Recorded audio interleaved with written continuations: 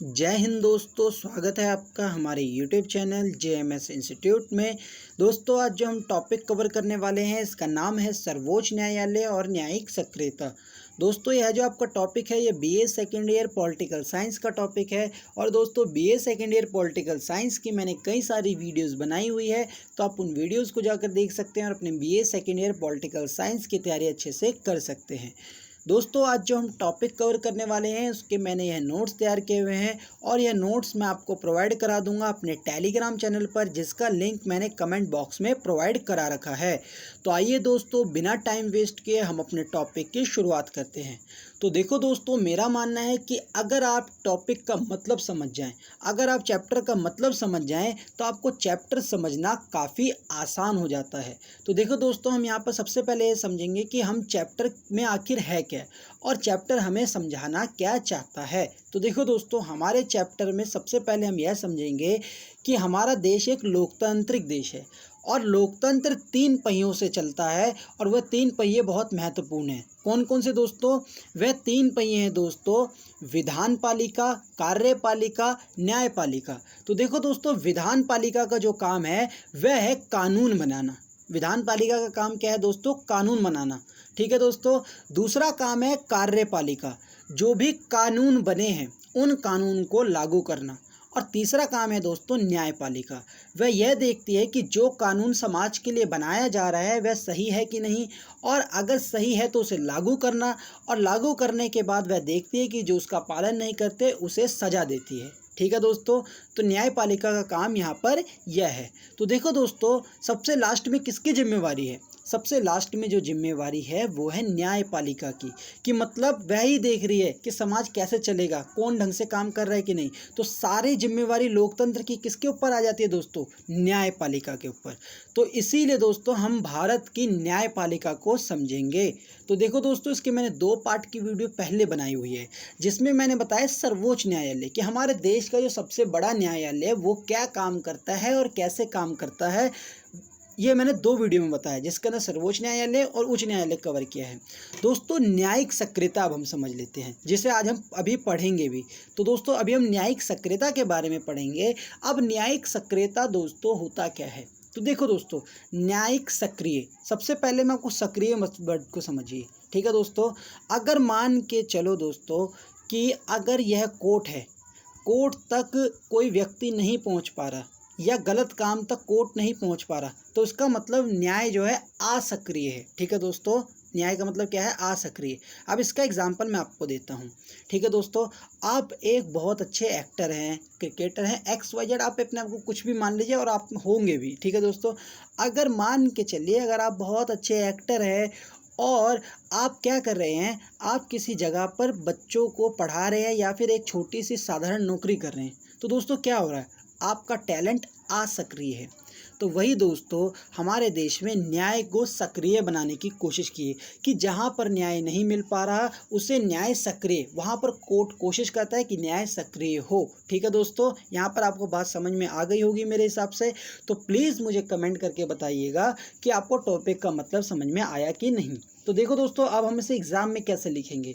तो एग्ज़ाम में इन तीनों क्वेश्चन में से एक क्वेश्चन ज़रूर आता है, या तो सर्वोच्च या उच्च न्यायालय से पूछ लेते हैं या न्यायिक सक्रियता से पूछ लेते हैं। तो सबसे पहले दोस्तों आप यहाँ पर लिखोगे अपने एग्ज़ाम में न्यायिक पुनर्रीक्षण के बारे में। ये न्यायिक सक्रियता का पहला कदम है या पहला भाग है। अब दोस्तों, न्यायिक पुनर्रीक्षण का काम होता क्या है? देखो दोस्तों, इसका मतलब भी समझ लीजिए। पुनर्रीक्षण का मतलब होता है दोबारा देखना।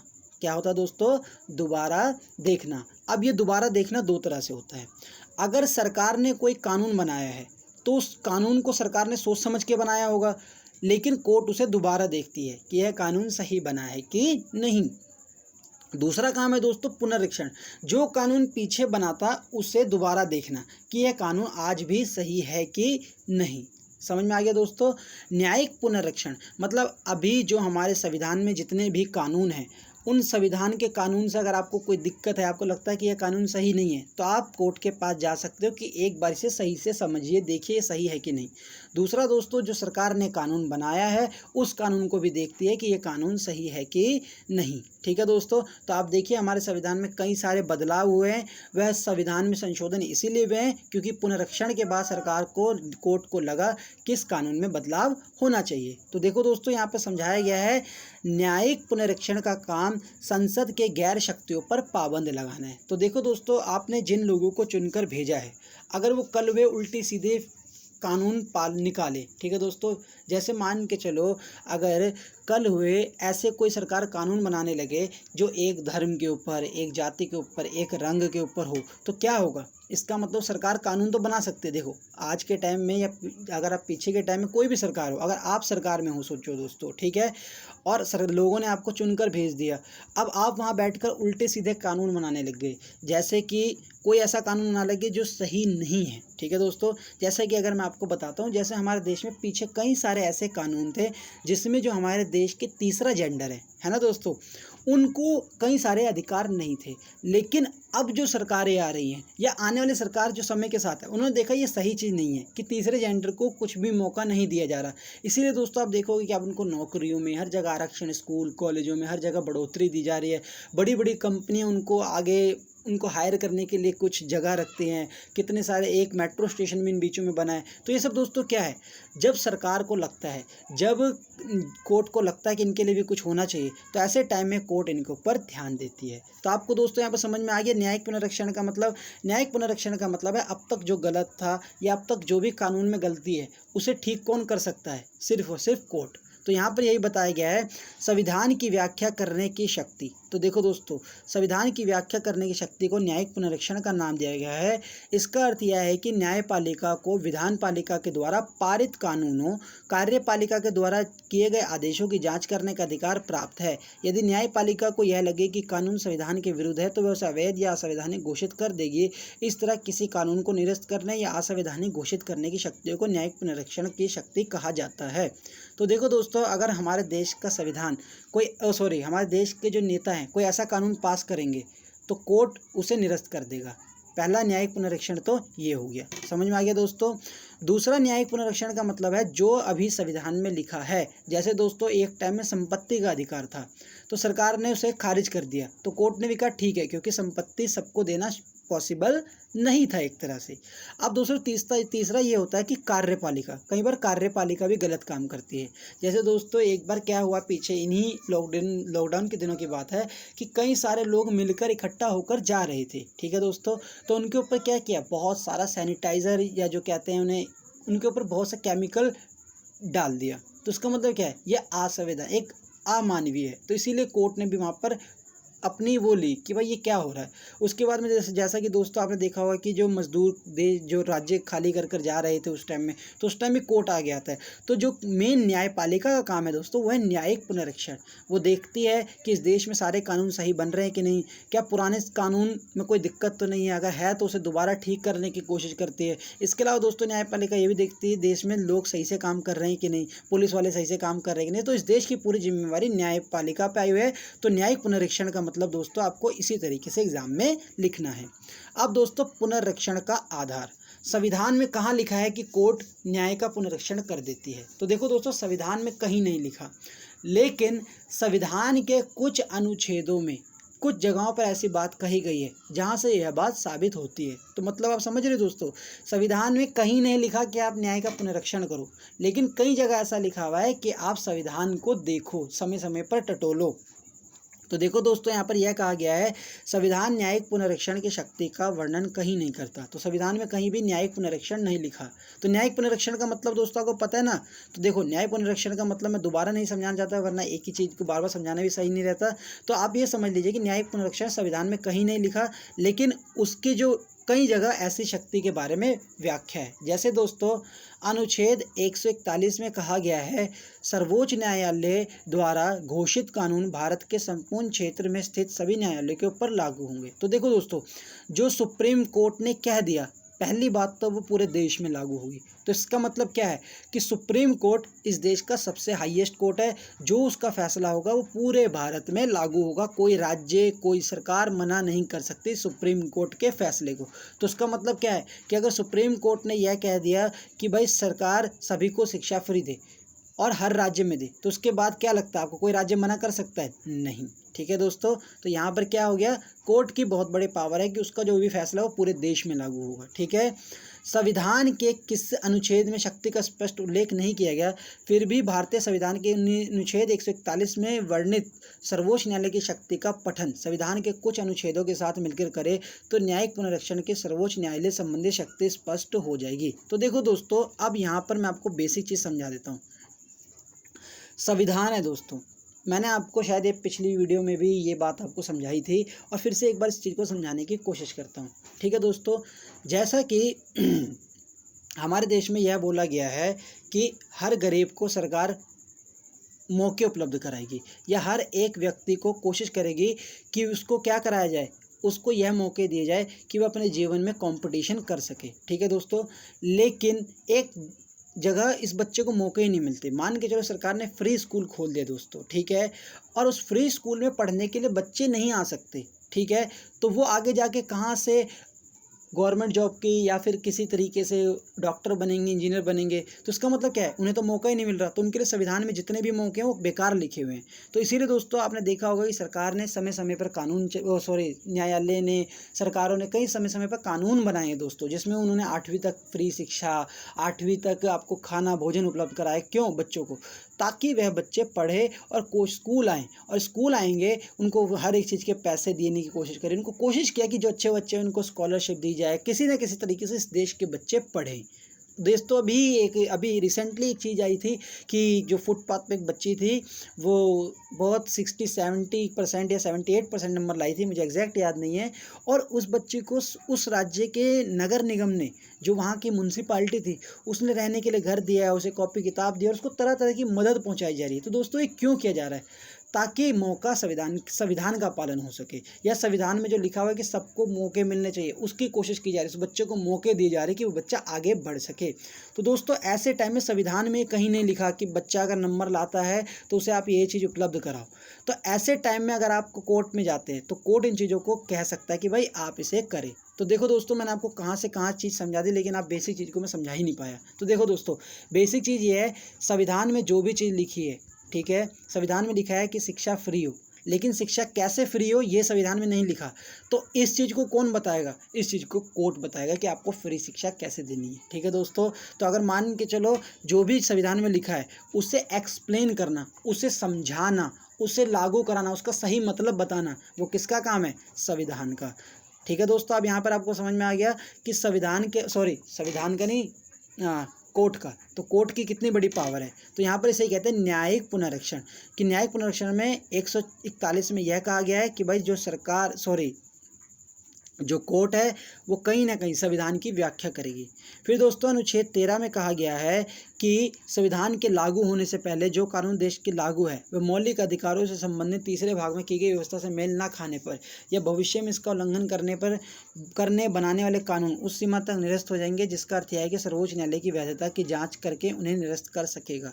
ठीक है दोस्तों, अगर मान के चलो दोस्तों हमारे संविधान में यह लिखा हुआ है कि हमको स्वतंत्रता है, हम कहीं भी रह बस सकते हैं और अब व्यापार कर सकते हैं। ठीक है दोस्तों, और कल हुए सरकार यह कानून बना दे कि पंजाब के व्यक्ति गुजरात नहीं जा सकते, गुजरात के व्यक्ति महाराष्ट्र नहीं जा सकते। एक तरह से दोस्तों ये मैं बता रहा हूँ कानून कि गुजरात का व्यक्ति महाराष्ट्र नहीं जा सकता, महाराष्ट्र का व्यक्ति पंजाब नहीं जा सकता।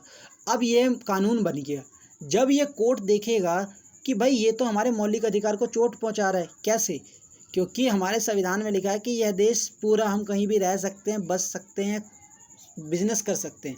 तो ये कानून कैसे बनाया गया? तो ऐसे कानूनों को कोर्ट निरस्त कर देती है, ख़त्म कर देती है, खारिज कर देती है। तो दोस्तों जो भी हमारे मौलिक अधिकार से कानून टकराता है तो कोर्ट उसे पूरे चश्मे से देखता है कि ये कहीं किसी के मौलिक अधिकार का हनन तो नहीं कर रहा है ये कानून। अगर कर रहा है तो वो सरकार को कहते हैं कि इस जगह को, इस चीज़ को बदल दो और यहाँ पर मौलिक अधिकार लागू होने चाहिए। तो देखो दोस्तों यहाँ पर यही बताया गया कि कोर्ट का एक और काम है। वह काम क्या है? कानून को देखना कि वह मौलिक अधिकार को दिक्कत तो नहीं पहुंचा रहे। तो यहाँ पर दोस्तों कहीं ना कहीं आप देख सकते हो कि कोर्ट को कितनी बड़ी पावर दी गई है। दोस्तों इसी तरीके से अनुच्छेद 32, इसमें सर्वोच्च न्यायालय का उल्लेख ना होने की जो स्पष्टता थी उसे अनुच्छेद 32 में पूरा कर दिया गया। इसमें कहा कि देश के सभी नागरिकों को इस भाग 3 में दिए गए सभी अधिकारों को लागू कराने के लिए सर्वोच्च न्यायालय के अंदर समुचित कार्यवाही की गारंटी दी जाती है। तो देखो दोस्तों, हमारे संविधान के सबसे लास्ट में जो मौलिक अधिकार है वो क्या कहता है कि अगर आपका मौलिक अधिकार हनन होता है तो आप उपचार के लिए उसके लिए सीधा हाई कोर्ट या सुप्रीम कोर्ट का दरवाज़ा खटखटा सकते हैं।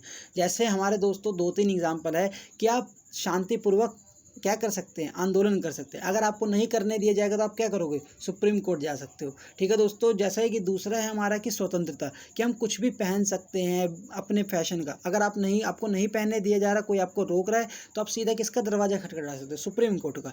तो इसका मतलब दोस्तों क्या है कि सुप्रीम कोर्ट सीधा सीधा कहता है कि अगर आपको किसी भी तरह के आपके मौलिक अधिकार का हनन हो रहा है तो सीधा आप कोर्ट के पास जाइए, कोर्ट उस चीज़ की संज्ञान लेगी। तो इसका मतलब क्या है दोस्तों, न्यायिक पुनरीक्षण, न्याय देने की पूरी कोशिश की जा रही। तो न्यायिक सक्रियता यहीं से दोस्तों लागू होती है। किस किस से, तो यहाँ पे देखो दोस्तों, शुरू से एक बार थोड़ा थोड़ा दिमाग भी रिफ्रेश हो जाएगा और दोबारा आप समझने के लिए कैपेबल हो जाएंगे। तो देखो दोस्तों, वैसे तो आप लोग ने ये सब पढ़ाई होगा, आप लोग काफ़ी समझदार हो, लेकिन यहाँ पे तब भी हम थोड़ा थोड़ा समझ के करते हैं, क्योंकि एक बार अच्छी तरह समझ गए तो पूरे नंबर लाने के लिए हमें यह समझना ही होगा।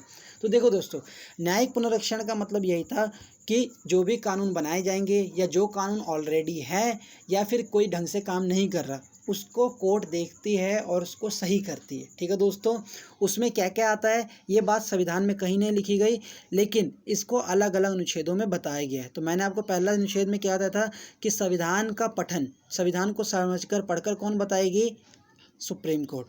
अनुच्छेद 13 में क्या कहा गया था दोस्तों कि मौलिक अधिकार अगर आपके हनन हो रहे हैं, ठीक है दोस्तों, ऐसा कोई कानून बन रहा है तो उसे कोर्ट निरस्त कर देगी। उसके बाद में हमारे जो मौलिक अधिकार, उसमें ही बोला गया कि यार अगर आपका मौलिक अधिकार हनन हो रहा है तो आप कोर्ट जा सकते हैं। अनुच्छेद 132 और 31, तो देखो दोस्तों, सर्वोच्च न्यायालय को संविधान की अंतिम व्याख्या करने की शक्ति दे रखी है। सर्वोच्च न्यायालय अनुच्छेद के अंतर्गत संविधान का संरक्षण करता है। तो देखो दोस्तों, संरक्षण का मतलब क्या होता है, अब मान के चलो यहाँ पर लिखा हुआ है एक पल के लिए कि हर एक व्यक्ति को धर्मनिरपेक्ष, हमारा देश क्या है दोस्तों, धर्मनिरपेक्ष, ठीक है। लेकिन धर्मनिरपेक्ष का मतलब क्या है कि हमारा देश किसी धर्म को नहीं मानता। लेकिन दोस्तों, इसका मतलब कहीं भी संविधान में ये नहीं लिखा कि धर्मनिरपेक्ष पूरे रूप में क्या है। अगर मान के चलो मैं कहीं पूजा पाठ कर रहा हूँ और कोई व्यक्ति मेरे भगवान को गाली दे रहा है, मैं एक पल के लिए बता रहा हूँ, तो देखो दोस्तों, इसका मतलब क्या है कि कोर्ट यहाँ पर ये थोड़ा ना कहेगा कि भाई वो तो गाली दे रहा है, आप पूजा करो, अपनी पूजा करो, नहीं। तो कुछ चीज़ें हमारे संविधान में नहीं लिखी हुई, ऐसे टाइम में संविधान में जो चीज़ लिखी हुई है उसे बचाने के लिए दोस्तों कोर्ट वहाँ पर फैसला देता है। तो यहाँ पर ये बताई गई है कि संविधान लिखते टाइम हर एक चीज़ को कंप्लीट नहीं किया जा सकता। जैसा कि दोस्तों, मैं आपको हर एक बात पूरी तरीके से नहीं बता सकता। जैसे कि मान के चलो, अगर मैं आपको एग्ज़ाम में या फिर देखो आपको टीचर पढ़ाते कभी भी, ठीक है दोस्तों, तो क्या वो आपको पूरी बुक का एक एक पार्ट पढ़ा देते हैं, एक एक चीज़ छोटी छोटी कवर कर देते, नहीं। कुछ चीज़ें आप अपने दिमाग से भी समझते हैं। तो वही दिमाग का काम हमारा कोर्ट भी करता है कि हमारा संविधान लिखा हुआ है तो हमारे संविधान को कोर्ट ये समझ लेता है कि बेसिक हमारा संविधान कहना क्या है। धर्मनिरपेक्ष का मतलब है किसी धर्म का साथ न देना, पर धर्मनिरपेक्ष का मतलब ये नहीं है किसी धर्म का निरादर करना। तो यहाँ पर दोस्तों कहीं ना कहीं कोर्ट ये काम करेगा, ये पुलिस वाले नहीं करेंगे, ये कभी हमारी विधान पालिका नहीं करेगी। ये काम की शक्ति किसे दे रखी है, 132 और 31 में, सिर्फ और सिर्फ हमारे देश के न्यायालय को।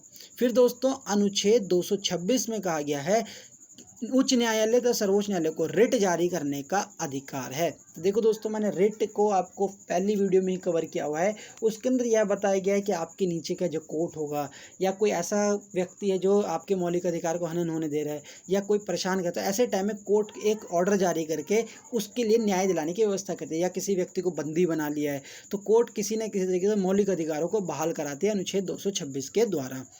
फिर दोस्तों अनुच्छेद 246, इस अनुच्छेद में केंद्र और राज्य सरकार के बीच जो अधिकार स्पष्ट किया गया है, संघ सूची, राज्य सूची, समवर्ती सूची, विशिष्ट अधिकार। अगर कोई राज्य या केंद्र इनमें कोई मनमानी करता है या फिर इनके द्वारा कोई कानून में हेरफेर करता है तो ऐसे समय में ऐसे कानून को निरस्त करने का अधिकार भी सर्वोच्च न्यायालय को प्राप्त है। तो देखो दोस्तों, कुछ चीज़ें राज्य सूची में आती है। राज्य सूची का मतलब क्या दोस्तों, कि उस पर कानून राज्य बना सकती है। जैसे दोस्तों शराब और विवाह में ले लेता हूँ। तो देखो दोस्तों, कई राज्य हमारे देश में ऐसे हैं जिन्होंने शराब बैन कर रखी है, और कई राज्य ऐसे हैं जहाँ पर बेटी के विवाह के लिए, ठीक है दोस्तों, सरकार पैसे देती है। लेकिन दूसरे राज्यों में ऐसा नहीं है, या पूरे देश में ऐसा नहीं है कि पूरे देश में शराब बंद हो और पूरे देश में बेटियों की शादी पर कुछ पैसे दिए जाते हों, है ना दोस्तों।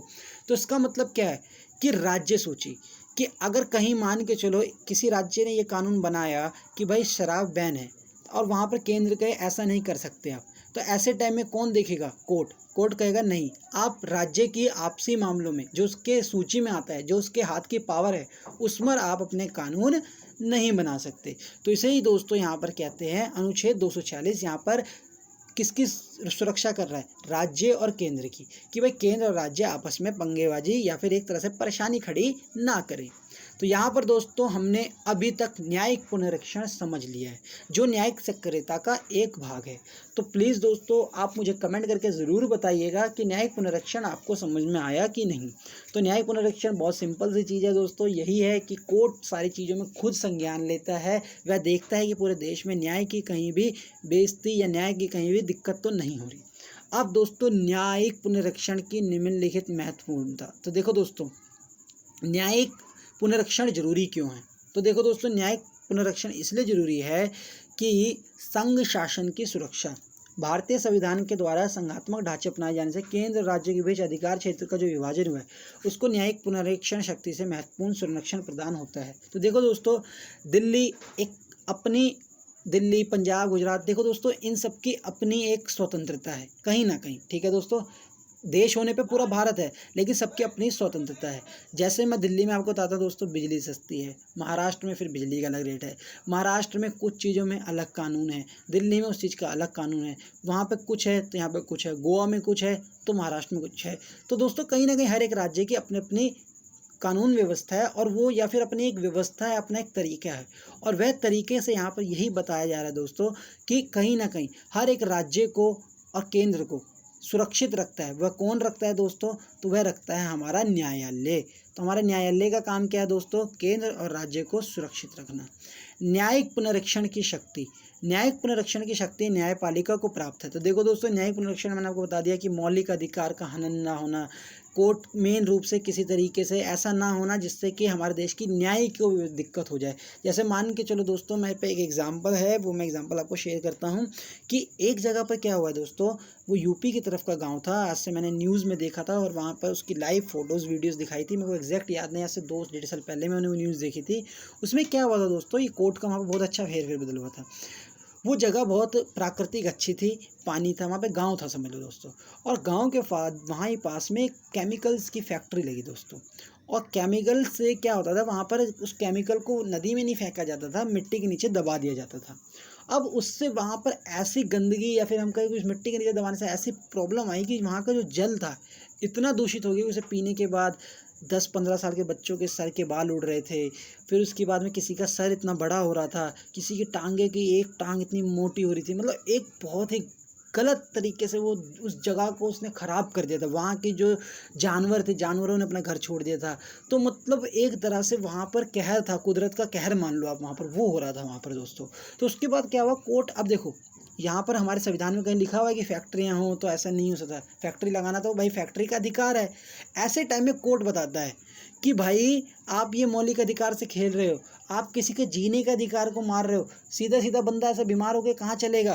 तो ऐसे टाइम में कोर्ट संज्ञान लेता है दोस्तों। तो यहाँ पर इसे कहते हैं न्यायिक पुनरीक्षण की शक्ति। तो न्यायिक पुनरीक्षण कई जगह पर गरीबों को बचाना, कई जगह पर ऐसे फैसले लाना कि महिलाओं को बचाना, ये सब काम किसका है दोस्तों? तो ये काम है न्यायिक पुनरीक्षण का। तो अगर आप देखोगे इतने सारे मंदिरों में महिलाओं को जो जहाँ पर आज तक आज़ादी नहीं थी, है ना दोस्तों, तो वहाँ क्यों किया गया? क्योंकि न्यायिक पुनरीक्षण, कोर्ट कहता है कि हर किसी को न्याय मिलेगा, कहीं भी अन्याय हो रहा है तो कोर्ट उधर जाके न्याय दिलाएगा। तो ये चीज़ है दोस्त। कार्यपालिका और विधान पालिका की शक्ति पर नियंत्रण, अगर देखो दोस्तों जज या कोर्ट अपना काम नहीं करेगा तो कार्यपालिका क्या करेगी? मनमानी करेगी। पुलिस का काम है सुरक्षा देना, अगर वही कूटने लग जाए लोगों को तो क्या होगा दोस्तों? हमें न्यायपालिका ही बचाएगी, हम कोर्ट में ही जाएंगे। और इसीलिए आज तक बोला जाता है कि मैं सुप्रीम कोर्ट तक इसके लिए जाऊंगा, और दूसरे बंदे में डर भी होता है ना दोस्तों। विधान पालिका, हमारे देश के नेता आज के टाइम में कोई कानून नहीं बना सकते। उन्हें कानून बनाने से पहले सोचना पड़ेगा कि ये कानून से भाई जज भी इसे पास करेगा कि नहीं, और लोग भी हैं, फिर न्यायालय भी बताएगा कि भाई ये क्या कानून बना रहे हो आप घटिया। तो यहाँ पर दोस्तों कार्यपालिका और न्यायपालिका, जो हमारे देश के ऐसे लोग हैं जिनकी शक्तियाँ हैं, या फिर जो लोग जो पावरफुल है, उनको भी रोकती है कौन? न्यायपालिका या न्यायिक पुनरीक्षण। न्यायिक पुनरीक्षण में भी कई समस्याएं हैं, जैसे यदि कोई कोर्ट के सामने, जज के सामने वह मामला नहीं ले जाया जाता, तब तक न्यायिक पुनरीक्षण की शक्ति का प्रयोग नहीं कर सकते। तो देखो दोस्तों, जब तक हम जैसे लोग सड़कों पर पिसते रहेंगे, एक तरीके से मैं कहूँ कि अगर मान के जब तक हम कोर्ट का दरवाजा नहीं खटखटाएंगे, कहते हैं ना जस्टिस मांगना नहीं पड़ता, छीनना पड़ता है दोस्तों। तो वही चीज़ न्याय पुनरीक्षण कि भाई जब तक न्याय पुनरीक्षण कोर्ट जज खुद न्याय नहीं करेगा, जब तक उसके पास ये मामला ले जाया नहीं जाएगा। राजनीतिक मामलों में न्यायिक पुनरीक्षण सीमित हो जाता है। कोई भी कानून यदि न्यायिक पुनरीक्षण के अंतर्गत आता है तो उसमें केवल कानूनी भाग को ही ठीक किया जाता है। तो देखो दोस्तों, कई बार क्या होता है, कोई कानून सरकार बनाती है तो उसमें सिर्फ जो गलत भाग है, जो मेन रूप से संविधान को अटैक कर रहा है, उसे ही ठीक करते हैं, बाद बाकी उसमें और कोई फेरबदल नहीं किया जाता। तो देखो दोस्तों, अब इसके बाद हम न्यायिक सक्रियता पढ़ेंगे जो मेन रूप से। तो एक सेकंड दोस्तों ब्रेक ले लेते हैं और फिर हम थोड़ा सा रिवाइज करके फिर हम अगला पार्ट बहुत छोटा उसे समझ लेते हैं इसी में, फिर हमारा चैप्टर ये वाला खत्म हो जाएगा। तो देखो दोस्तों, अब ब्रेक ले लीजिए, और अगर आपने ले लिया है पॉज करके तो अब हम समझते हैं। देखो दोस्तों, न्यायिक पुनरीक्षण यहाँ पर हमने समझ लिया अच्छे तरीके से, मैंने समझाने की कोशिश करी। आप मुझे कमेंट कर दीजिएगा दोस्तों, कहाँ क्या दिक्कत आई, कैसे समझ में आया कि नहीं। तो यहाँ पर दोस्तों देखो, ये बताएगी कि भाई कोर्ट के पास ये कहीं नहीं लिखा, लेकिन कोर्ट के पास ऐसी शक्ति है जो न्यायिक पुनरीक्षण करती है। मतलब जो कानून बनाया जाए उसमें कोई गड़बड़ ना हो, कानून का रखवाला या कानून को बचाने वाले को ही न्यायिक पुनरीक्षण कहते हैं। मैंने विभिन्न चीज़ों से, विभिन्न एग्जाम्पल से आपको समझाने की कोशिश करी। अब दोस्तों, न्यायिक सक्रियता का मतलब क्या होता है? न्यायिक सक्रियता मैंने सबसे शुरुआत में ही बताया था, असक्रिय का सक्रिय हो जाना। ठीक है दोस्तों, जैसा कि मैंने आपको एग्जांपल दिया था ना कि भाई आप एक क्या हैं, एक्टर हैं या आप कोई खिलाड़ी हैं और आप वहाँ पे नहीं हैं। ठीक है दोस्तों, या मान के चलो सबसे अच्छा जो मैंने भी एक कहीं फिल्मों वगैरह में सुना था कि अगर हीरा नाली में पड़ा है तो हीरे की क्या कीमत है ना। तो वही चीज़, वो असक्रिय है। अगर हीरा सोना नाली में पड़े तो असक्रिय है, जब तक वो किसी के मुकुट में या फिर किसी के कानों की शोभा न बने, है ना। तो न्यायिक सक्रियता वही है कि अगर जज, किताबें, संविधान कोर्ट के दरवाजों में ही पड़ी हुई है तो सही नहीं है। जब तक फैसला होता नहीं, फैसले को लागू नहीं किया जाता, जब तक कोर्ट सही से काम नहीं करता, तो तब तक न्याय नहीं मिलेगा। तो न्यायिक सक्रिय का मतलब है कि न्याय का सक्रिय होना। तो यहाँ पर दोस्तों सबसे पहले हम समझेंगे, सरकार के मुख्य रूप से 3 अंग हैं, वह 3 अंग मिलकर सरकार के लिए कार्य करते हैं। यदि वह मिलकर काम नहीं करेंगे तो एक तरह का भ्रष्टाचार फैल जाएगा और शासन को चलाना अत्यंत कठिन हो जाएगा। न्यायिक सक्रियता को यदि आप अर्थ देखेंगे तो न्यायिक सक्रियता का अर्थ हमें शब्द से ही स्पष्ट होता है, जिसका अर्थ है अन्याय का सक्रिय होना, मतलब कि जिसके लिए हमें न्याय को सक्रिय करना होगा। तो देखो दोस्तों, जब लोगों को न्याय नहीं मिलता तभी न्याय वहाँ पर सक्रिय होता है। ठीक है दोस्तों, आप देखते होंगे कि कहीं पर ज़्यादा मारपीट होती है, कहीं पर ज़्यादा कुछ दंगेबाजी होती है, कहीं पर कुछ गलत हो रहा है, तो जब ज़्यादा हो जाता है तो वहाँ पर फिर खुद ही लोग जाते हैं, समूह जाते हैं और वहाँ पर जाकर उसे बचाते हैं, है ना दोस्तों। जैसा कि आपने पिछले कई सारे न्यायिक सक्रियता में अगर मैं आपको एग्जाम्पल दूँ तो कई बार ऐसे वनों को काटा जाता है, कई बार लकड़ियाँ काटने की जब कोशिश की जाती है, तो ऐसे टाइम में क्या होता है, वहाँ पर लोग पहुँचते हैं, उस अन्याय को रोकते हैं कि भाई पर्यावरण को नुकसान ना पहुंचा जाए। तो वो भी क्या हो गई, न्यायिक सक्रियता। तो देखो दोस्तों, जब न्याय को सक्रिय करना, जब वहाँ पर देखो पेड़ काट रहे थे, ना जज को पता था, ना पुलिस को पता था, किसी को पता था, और जो भी किसी भी तरीके से अगर नहीं पता चल रहा, तो ऐसे टाइम में क्या करते हैं, हम न्याय को सक्रिय करते हैं, उस सोए हुए न्याय को जगाते हैं जाकर कि भाई देखो यहाँ पर क्या हो रहा है। तो न्यायिक सक्रियता यही बता रहा है दोस्तों कि न्याय को सक्रिय करना। अब न्याय सक्रिय कैसे होता है या कैसे हुआ है, तो हमारे भारत में वो चलता है PIL। अब दोस्तों PIL क्या होता है कि मान के चलो आपको उस मामले की जानकारी नहीं है, ठीक है दोस्तों, या आपको कोई नई जानकारी लगी।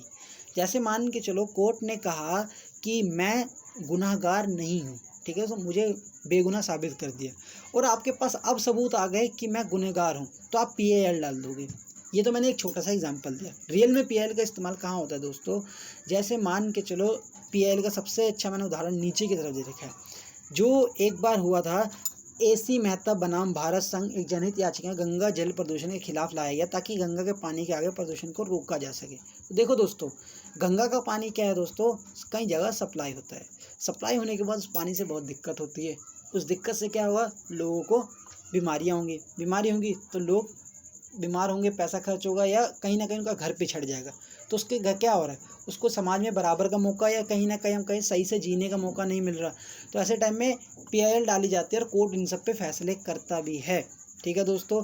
उसके बाद में कई बार जेल से PIL आती है दोस्तों, कि जेल में क्या हो रहा है अपराधियों के साथ, या फिर जो अंदर अन्याय हो रहा है उनको मारा पीटा जा रहा है, या किसी तरीके से उनका शोषण हो रहा है, या कोई ऐसी जगह है जहाँ पर तरीके से लोगों को दबाया जा रहा है, जैसे कुछ उनको परेशान किया जा रहा है। तो ऐसे टाइम में उनकी चीज़ की PIL डाली जाती है और कोर्ट फिर वहाँ पर जाकर देखता है कि यहाँ पर आखिर हो क्या रहा है। ठीक है दोस्तों। तो कई बार कई ऐसे NGOs होते हैं, कई ऐसे संगठन होते हैं, या कई तरह के ऐसे होते हैं जो गलत काम करे, तो ऐसे टाइम में उस जगह PIL डालकर कई बार न्याय की व्यवस्था की गई है। तो मतलब जहाँ पर न्याय सो रहा होता है, जहाँ न्याय को खबर नहीं होती, वहाँ पे PIL या न्यायिक सक्रियता वहाँ पर जाकर काम करती है। तो दोस्तों सरकार के मुख्य रूप से 3 अंग है, मैंने आपको बताया ही था। यदि वह अंग मिलकर काम ना करे, सो रहे हो, तो ऐसे टाइम में न्याय का सक्रिय करना होगा। और न्यायिक सक्रिय का जन्म कैसे हुआ, तो मैंने बताया PIL। तो यहाँ पे PIL का मतलब होता है दोस्तों पब्लिक इंटरेस्ट लिटिगेशन। ठीक है दोस्तों। तो यहाँ बताई गई court of law for the protection of public interest such as pollution, terrorism, road safety, construction hazards etcetera. Any matter where the interest of public at large is affected can be redressed by filing a public interest litigation in a court of law. देखो दोस्तों दिल्ली में बहुत प्रदूषण हो रहा है, या मान के चलो कहीं पर आपके घर के साथ में दोस्तों बहुत धुआं कर दिया जाता है, पोल्यूशन जला दिया जाता है, या सॉरी फसल जला दी जाती है, और उससे आपके घर को पोल्यूशन होता है, और वहाँ पर कोई दमे का मरीज रह रहा है, वो तो मर जाएगा दोस्तों धुआं सूंघते पूरे दिन। तो यहाँ पर क्या होगा, PIL डाला जाएगी कि भाई उस जगह पे ये चीज़ होती है, उससे मरीजों को दिक्कत होती है। तो ऐसे टाइम में कोर्ट उस पर संज्ञान लेगा और वो कहेगा भाई चिमनी लगाओ और इस जगह को बैन करो, इस पर इतना फाइन लगाओ। तो PIL क्या करा, अब तक कोई कानून नहीं था, तो कानून न्याय नहीं मिल रहा था, PIL डाली, न्यायिक सक्रिय हो गया। टेररिज्म दोस्तों, रोड सेफ्टी हो गया दोस्तों, कंस्ट्रक्शनल हैजार्ड्स हो गया। रोड सेफ्टी में मान के चलो आप बड़ी सीधी गाड़ी चला रहे हो और एक व्यक्ति है आपके सामने से सीधा कार लाया, आप उसमें ठोके और साइड में गिर गए, आप नहीं, ऐसा होना भगवान के राह। एक मैं इंसिडेंट शेयर कर रहा हूँ कि एक व्यक्ति बाइक चला रहा है, अपने बहुत अच्छी बाइक चला रहा है, दूसरा व्यक्ति आया अच्छी टेढ़ी मेढ़ी कार चला रहा है, उससे व्यक्ति लग गया और वो साइड में गिर गया दोस्तों। अब उसके ऊपर से ट्रक चला गया। अब बताओ दोस्तों किसकी गलती है, वो तो बेचारा घर से ऑफिस जा रहा था या ऑफिस से घर जा रहा था, वो कहाँ पहुँच गया। तो देखो दोस्तों क्यों हुआ, क्योंकि पीपल सेफ्टी नहीं है। तो यहाँ पर इन सब मामलों में, किसी भी मामलों में दोस्तों, इन सब के किसी भी मामले में आप PIL डाल सकते हैं। तो देखो दोस्तों कई बार ऐसा होता है कि कई शिक्षा संस्थानों में 50 टीचर होते हैं, ठीक है, या फिर अगर आप ये भी देखो तो आज के टाइम में मैं न्यूज़पेपर कुछ दिनों पहले पढ़ रहा था, तो एक टीचर 100 जगह पे स्कूल्स में पढ़ा रहे हैं और सैलरीज ले रहे हैं गवर्नमेंट से। तो वहाँ पर भी PIL डाल सकते हैं कि इनके आधार से इनको लिंक किया जाए और पता लगाया जाए कि भाई कैसे हो रहा है ये सब। तो पब्लिक इंटरेस्ट लिटिगेशन का मतलब है दोस्तों, PIL का मतलब है जनहित याचिका का मतलब है दोस्तों कि किसी न किसी तरीके से जहाँ पर न्याय काम नहीं कर रहा है उस न्याय को काम करवाना। Public interest litigation is the power given to the public by courts through judicial activism. तो देखो दोस्तों PIL एक पब्लिक को शक्ति देता है कि न्याय पाने की।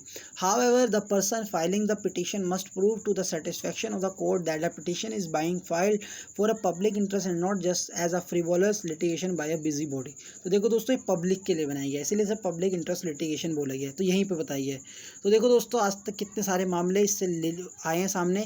बॉन्डेड लेबर मैटर्स, ऐसे कई राज्य थे, ऐसे कई जगह थी जहाँ पर सरकार को पता नहीं था कि बॉन्ड के थ्रू कि उनके बच्चे के बच्चे वहाँ पर नौकर का काम करते आ रहे हैं, उनके बच्चों को ही बुक कर लिया गया कि वो वहाँ पर नौकर का काम करेंगे। ठीक है दोस्तों। नेग्लेक्टेड चिल्ड्रन, ठीक है दोस्तों, जिन बच्चों को ध्यान नहीं आता, जो छोटी जगहों पे काम कर रहे हैं, किसी फैक्ट्री में काम कर रहे थे, इन जगहों पे PIL दायर की गई। Non payment of minimum wages to the workers and exploitation of casual workers. तो देखो दोस्तों कई लोगों को काम करते करते पैसा ना मिलना, ठीक है दोस्तों, कैजुअल वर्कर एक्सप्लॉयटेशन, सेक्सुअल रूप से, शारीरिक रूप से किसी से ज़्यादा मेहनत करवाना, उनको दिक्कत देना, उनको परेशान करना। एट्रोसिटीज़ ऑन वुमेन, महिलाओं के साथ अत्याचार। Environment pollution, disturbance of ecologic balance, food alteration, maintenance of heritage and culture. तो कई जगह पे हमारी संपत्ति को नुकसान होना, फूड जो खाद्य उत्पादन मतलब ये खाना के पोल्यूटेड करना या फिर उसको कहीं तरह ऐसे खाने को प्रोवाइड कराना जो बीमारी कर दे। तो कई चीज़ें दोस्तों इसके थ्रू से कितने सारे मैटर जहाँ पर न्याय सो रहा था, जहाँ पर न्याय को पता ही नहीं था ये सब चीज़ें हमारे देश में हो रही है। तो ऐसे मामले में सरकार ने कोर्ट ने पावर दी पब्लिक को कि आप ऐसे मामले सामने लाइए, और उन सब पर न्याय मिला भी है दोस्तों। तो यहाँ पर न्याय सक्रिय हुआ है। पीआईएल को लोकहित में की जाने वाली मुकदमेबाजी को इसलिए प्रोत्साहन दिया गया क्योंकि न्यायाधीशों का यह अनुभव था कि कानूनी सुरक्षा से अमीर वर्गों, राजनीतिक दृष्टि से समर्थ लोगों को सुलभ है। उच्चतम न्यायालय एक सिर्फ ऐसे व्यक्ति पहुंच पाते हैं या तो समृद्ध व्यापारी या उद्योगपति अथवा जो जमींदार वर्ग से संबंध रखते हैं। तो देखो दोस्तों, ऐसा माना जाता था कि भाई गरीब बंदा, अब मान के चलो अमीर बंदा 2 मिनट में पहुंच जाएगा। पीआईएल में क्या होता दोस्तों, बहुत सस्ते से एक आपका एफिडेविट बनता है, आप वहाँ पर उस चीज़ को दे देते हैं, तो फिर कोर्ट वहाँ पे खुद ही संज्ञान लेता है आपसे, आपकी मदद से। तो इसका मतलब क्या है दोस्तों, आप कोर्ट तक आसानी तक पहुँच सकते हैं। और दोस्तों रियल में ये तो अभी भी कहा जाता है कि जो कोर्ट है, ठीक है, वो अमीरों के लिए बना है। लेकिन अभी हम गरीब जो हैं या फिर जो लोग गरीब हैं या जो लोग उतने अमीर नहीं हैं दोस्तों, मिडिल क्लास से हैं, वो लोग कोर्ट जब तक पहुंचेंगे नहीं, जब तक हम को ये डर नहीं निकलेगा दोस्तों, तो इससे हमें डर को निकालना होगा। और मैं तो ये मानता हूँ दोस्तों, अगर मैं क्या, मेरे को बहुत से स्टूडेंट्स भी मैंने देखे आज के टाइम में, जो आजकल के बच्चे हो तो और ज़्यादा इन चीज़ों में कि वो चीज़ों को जानना चाहते हैं, वो एडवेंचर करना चाहते हैं। हम तो काफ़ी डरावने थे, वो लोग ज़्यादा एडवेंचरस हैं। तो किसी भी तरीके से हमें हर चीज़ को जानने की एक समझ रखनी चाहिए। कभी ना हो, भगवान ना करे, हम लोगों को कोर्ट अस्पताल जल्दी से जाने की ज़रूरत पड़े, तो उन जगहों पर हमें खुद जाके एक्सपीरियंस लेना चाहिए। बहुत सी चीज़ें हमें इस देश में देखने को मिलती है। तो पीआईएल दोस्तों यहाँ पर बताई गया है। न्यायिक सक्रियता को लाने के कुछ कारण थे जो निम्नलिखित हैं। संविधान के नियमों का उल्लंघन ना हो सके, नेताओं के नैतिक पतन ना हो, देश में भ्रष्टाचार की अधिकता के कारण सरकार की कमजोरी। तो देखो दोस्तों, देश में बहुत सी दिक्कतें आ गई थी, संविधान को कोई मान नहीं रहा था। अब देखो दोस्तों, किसी भी रिक्शे वाले या किसी बहुत गरीब ठेले वाले को या जो बहुत रेडी पटरी लोग लगाते हैं, वो बड़े कम के लिए अपने दोस्तों जीवन चला रहे हैं, ठीक है दोस्तों। ऐसे में एक पुलिस वाला आता है, उनके जगहों पे लात मारता है, उनको पूरे पब्लिक में उनको रगड़ के ले आ रहा है। तो ऐसे टाइम में क्या है, संविधान के सारे नियमों की तो धज्जियां उड़ रही है ना दोस्तों, और कई जगह पे उड़ती है। अगर आपको अगर पुलिस वाला शक की नज़र से भी देख रहे हैं, आपको आपके मान के चलो, मैं तो खुद देखी हुई दोस्तों, मुझे खुद उस टाइम में 12-13 साल का था, तो मैंने एक चीज़ देखी थी कि एक बच्चे के सामने उसके पिता को पीट रहे थे कुछ ऐसे, मतलब कि गलत के लिए, ठीक है दोस्तों। तो ये चीज़ क्या हुआ कि किसी बच्चे के सामने आप उसकी डिग्निटी खराब कर रहे हैं। ये भी तो संविधान में लिखा हुआ है कि हर किसी की आपकी गरिमा को बनाए रखेंगे। तो इसका मतलब क्या है दोस्तों कि संविधान के नियमों को तो मान ही नहीं रहे। तो इसीलिए तो कोर्ट को आने की ज़रूरत है, और कोर्ट तक हम लोगों को भी पहुँचने की ज़रूरत है। जब लोगों में ये चीज़ हो जाएगी कि हाँ भाई, कोर्ट इतना डरावना नहीं है, या इतना डरावना हो है भी तो उसे हमें ठीक करना होगा खुद ही, तो ये चीज़ बताइए। नेताओं का नैतिक पतन, तो देखो दोस्तों, आजकल के नेता भी, सच वाली बात है कि कोई वो सड़क नहीं बनाना चाहते, कोई निर्माण नहीं करना चाहते, कुछ नहीं करना चाहते। उन्हें अपने 5 साल की नौकरी समझते हैं जिसमें उन्हें बहुत सारा खाना है, ज़्यादातर नेता। कुछ नेता अच्छे भी हैं दोस्तों, तो उनके लिए भी हमें आगे आना पड़ेगा। ऐसे कुछ नेता भी है जिन्होंने लोगों की सेवा के लिए अभी कुछ दिनों पहले ही वो गटर तक में उतर गए थे, ठीक है दोस्तों। तो ऐसे नेता भी हैं हमारे पास। देश में भ्रष्टाचार की अधिकता के कारण, भ्रष्टाचार दोस्तों हर एक जगह पहुँच गया है, और सरकार की कमजोरी, तो इन सब के कारण न्यायिक सक्रियता के आने की बहुत ज़रूरी हुई। तो यह कहीं ना कहीं लोकतंत्र के कमज़ोर होने के प्रतीत होने से बचने के लिए सत्ता में चल रही खामियों को लाया गया, इसीलिए न्यायिक सक्रियता को लाया गया। तो दोस्तों, मैं समझता हूँ मैंने बहुत अच्छी कोशिश करी आपको समझाने की। फिर भी मेरी तरफ से दोस्तों कोई कमी रह गई हो तो प्लीज़ मुझे कमेंट करके बताना। उस भाग को, उस जगह को हम अगली वीडियोस में ठीक करने की कोशिश करेंगे। इसके अलावा दोस्तों ध्यान रखिए अपना, और न्याय दोस्तों बहुत बड़ी चीज़ है। थोड़ा हम लोगों को न्याय की तरफ झुकना चाहिए। हमें किसी व्यक्ति को न्याय दिलाने की कोशिश भी करनी चाहिए। यहाँ तक कि अगर आप लोग काफ़ी रिच हो या फिर आप लोगों का इतना है कि आप किसी को सपोर्ट कर सकते हो, तो आपको सपोर्ट भी करना चाहिए। जैसे कि अगर आपके घर कोई नौकरी करता है तो उसके कोशिश करेगी उससे, उसका कुछ हो गलत होता है तो न्याय दिलवाने की।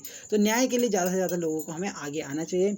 इसके अलावा दोस्तों अपना ध्यान रखिए, अच्छे से रहिए। जय हिंद, भारत माता की जय, वंदे मातरम।